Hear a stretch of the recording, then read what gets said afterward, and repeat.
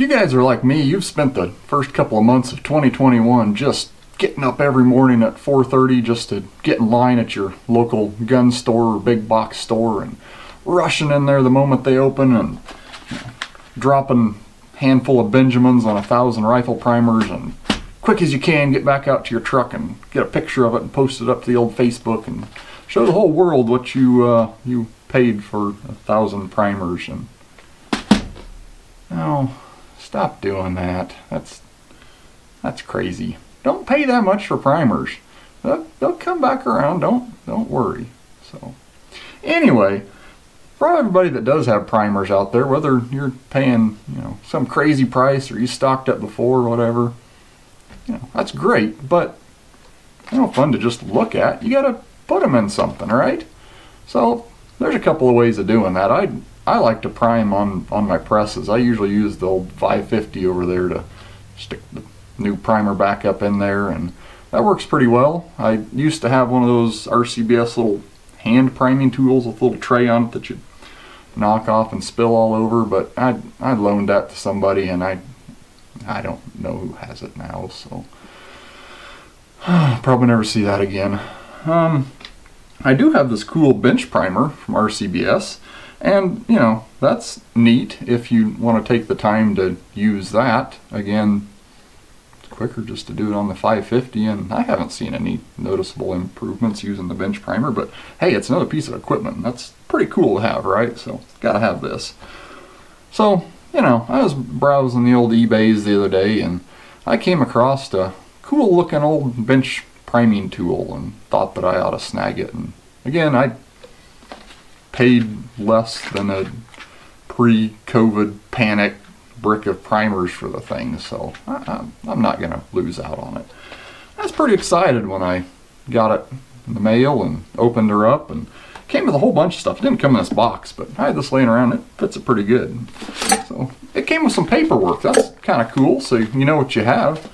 And open it up, and there's a whole little article in here, and there's some instructions and stuff. And it says that it's a precision priming tool from the Gun Clinic, and a little company in Minnesota. That's pretty cool. So I started digging around in the box, and there's some primer tubes and a couple of little pieces and primer funnel things to refill your tubes with, and then the actual tool itself. Stick that over there. And it doesn't take an engineer, which is good because I'm not an engineer, to figure out that this isn't exactly what's pictured on here, right?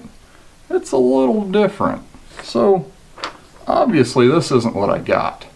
I got something different. Might be even cooler though. Let's check this out.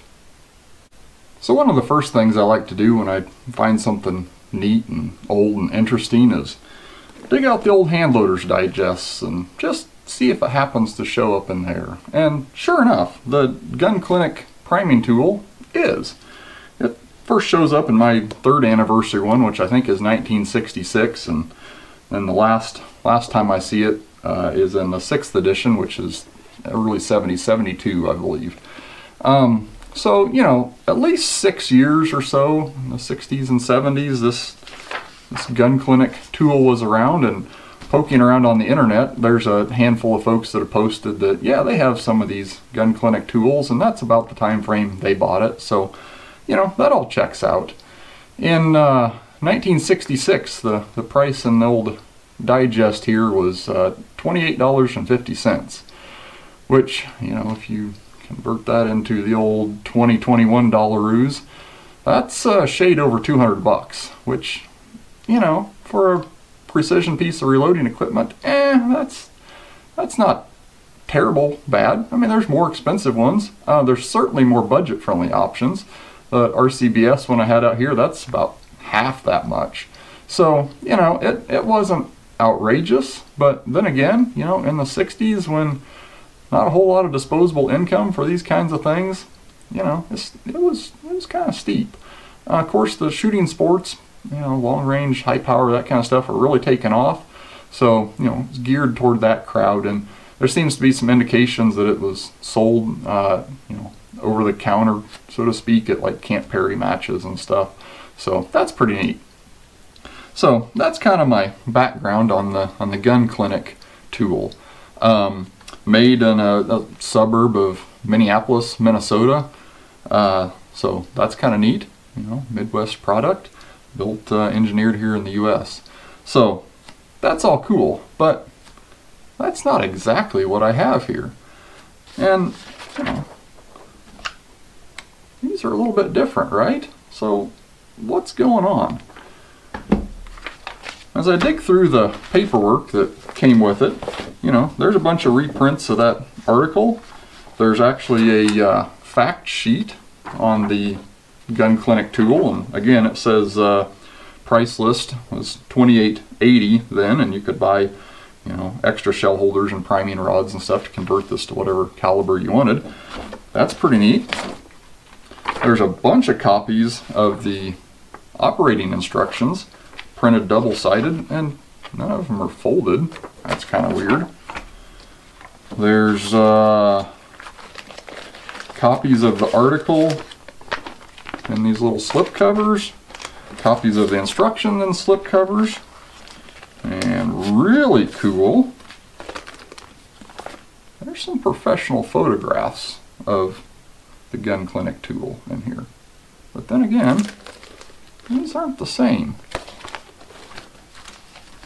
I suspect I found a prototype, and that is pretty darn cool.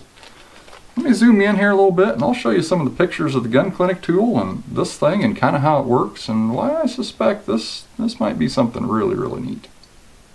So it's not terribly complicated how this device operates. There's a variety of primer tubes for your different size primers. There's funnels to refill the tubes, and the funnel indexes onto the filler tube. So notice there's actually a couple of different ones of these. There's ones with a little lip on there, and there's some without. So you'd fill your primers into here, you'd have one installed in the machine, tip them in there. It's kind of unusual there's not a little stop pin or something on there like everything else to keep all the primers from shooting out. I don't know exactly how that was supposed to work, but you know, you have primer tubes, way to fill it. At the front of the machine there is a shell plate that is specific to whatever casing head you're using. There's actually a 12 gauge one on here, and I wanted to try it, but for some reason I don't know if this is slightly out of spec or what, but none of the 12 gauge shells that I have will fit in there quite as well. I also have a plate for 308 and then 222 Remington. That kind of dates it right. That doesn't say 223, it says 222. It's kind of neat. And a couple of different primer punches. There's one that's small primer size, large primer size, and then there's a shotgun size one in there. So that can all be swapped out for whatever caliber you want. There's a transfer bar that shuttles over here as you activate the handle. You would really need one of those for each primer size, right? So there's a large one in here for the shotgun shells to match the large punch and the shell plate on the front. Unfortunately, I don't have those transfer bars for the smaller sizes, the small pistol, small rifle slash, and the large rifle, large pistol sizes. I don't have that, but the function's pretty simple. As you move the handle backwards, the whole carriage up on top of here slides back. I'll flip this around a little bit, but there's a lever that hits a ramp on this side that actuates the primer transfer bar here, and as you move all the way back, then the punch would emerge here and seat that primer into the case in front of there. It all slides on these really nicely machined rails here on the base. There's this top piece here that houses the primer slide and the shell plates. This is actually all machined aluminum, and then this base, this carriage on the bottom, is steel, and everything else is steel. There's a spring that's in a hole that's drilled all the way through that pulls the transfer bar back into position. If I turn it around here, you can see there's an arm that hits this ramp as we move it, and that's what actuates the primer transfer bar over. Super simple design. To change out the sizes, change out calibers, a couple of holes in the front, or a couple screws in the front, switch out that shell plate with the other shell plate. 3 screws on top of here, pull the top off, and you can swap out the primer transfer bar. And the punch, there's just the threaded rods with a couple of nuts on it. You can adjust the seating depth and all that way. So it's not terribly complicated, and incredibly well built. Obviously somebody put a lot of machining time into this. It wasn't CAD and CNC mills and stuff just to whip this out. Somebody put a lot of manual machining time into this. But if we compare it to all the images of the Gun Clinic tool, what they call their Model 46, yeah, we notice there's some differences, right? Right away we'll notice that this little support here for the primer tubes, that's shaped differently. The whole carriage system is different. The Gun Clinic one rides on some rails that extend through this front portion on a base, instead of on this this machined surface here on the base casting.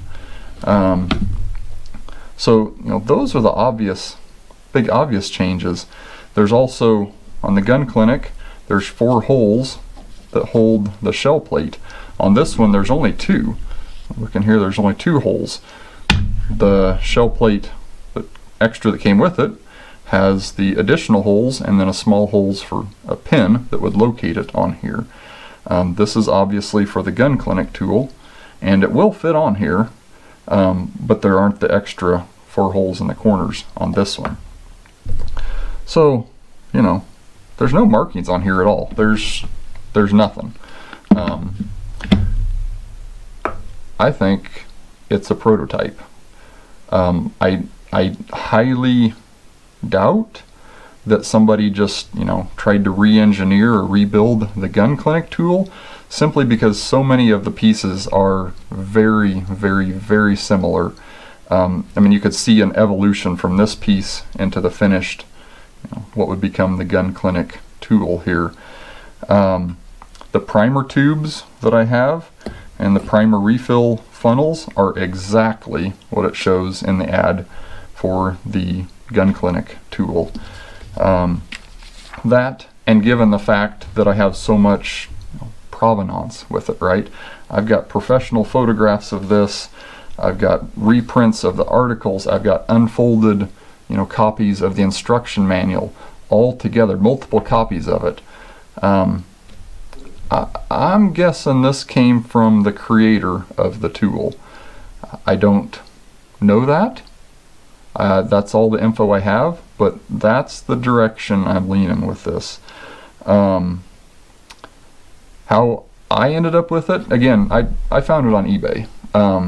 There wasn't much information on there, just a description of kind of what it was and the stuff that came with it. How the seller got it, I wish I knew. I suspect it came in a box of stuff that they picked up at a garage sale and then decided to offload it at some point. And I'm super glad all the pieces are together, because this is pretty neat to have all this together. But if somebody knows differently, if there's other actual copies of this specific one out there that somebody has some more information on, I would really love to know. All of the other pictures I've been able to find, there's still people that are using these things, are of the Gun Clinic style. This one here that's pictured, I've never seen another one like this. That said, they're probably not terribly popular. One thing that is cool is that in the instructions that came with this, let me grab them real quick.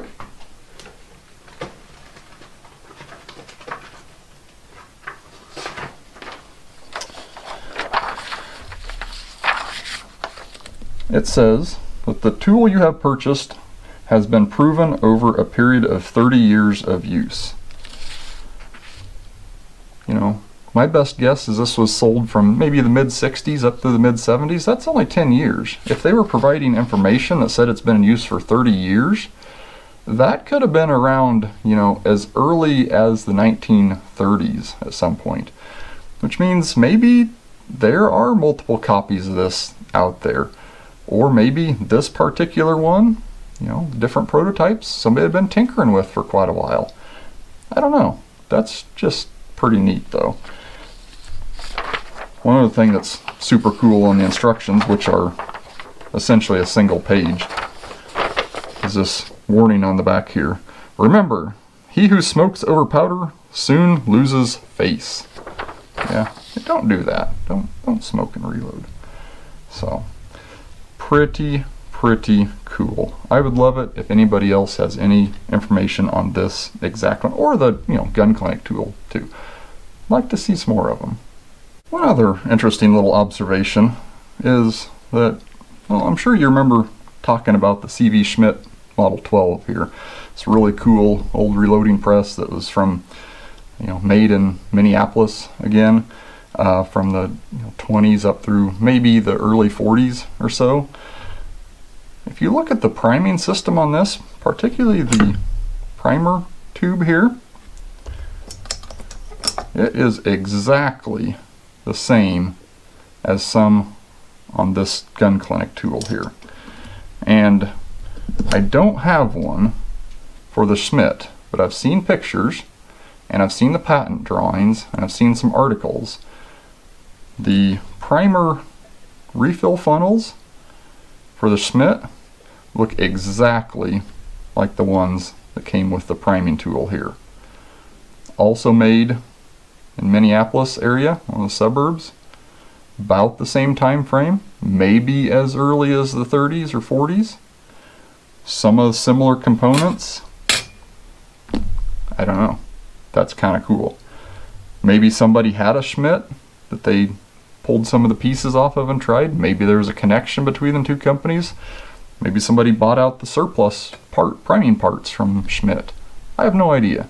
But the fact that they are that similar from the same part of the country in the same time frame is really pretty interesting to me.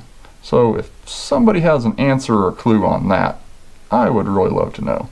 Because that can't be a coincidence, right? Alright, so here's the deal here, folks. Tomorrow is the 1st of April, which means turkey season is here. So, stay. So I've got about a month of chasing turkeys ahead of me here. And May, well, we got some serious rifle matches going on, and I really need to practice because, yeah, last couple of months haven't been good. So what I'm trying to say is I'm going to be kind of busy. So that said, if you really want to hear some more boring stuff about old reloading equipment or old presses, you might just have to shoot me a comment or something. I've got a list of all the stuff I got kind of, wherever that comment section is down there. It's really hard to find on your phone, and I can't, and I always end up clicking on an ad, and it just is chaos after that. But go on the old computer where you can actually see the descriptions of stuff. And if there's something in that list you just really can't wait to find out about, really want to hear some more about, shoot me a message. I'll probably be able to crank out some time for you. So, in the meantime, thanks again for watching. I'd really appreciate the 3 of you that do watch. Tell your buddies about it. They'll probably hate it, but I'd like them to watch too, anyhow. So, thanks for watching. If you have any questions or comments or want to correct all the wrong stuff I just said in the last 20 minutes, I would love to hear from you. So, thanks again. I appreciate it.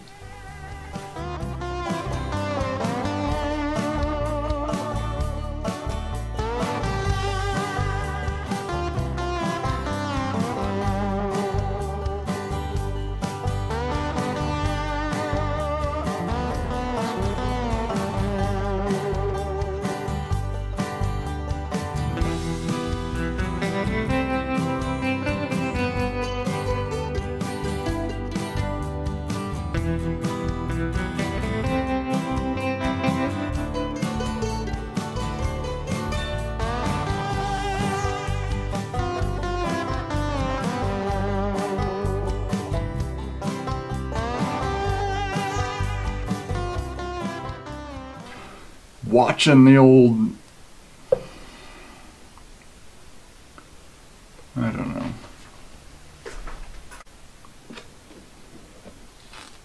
Stay. It's unloaded, don't worry.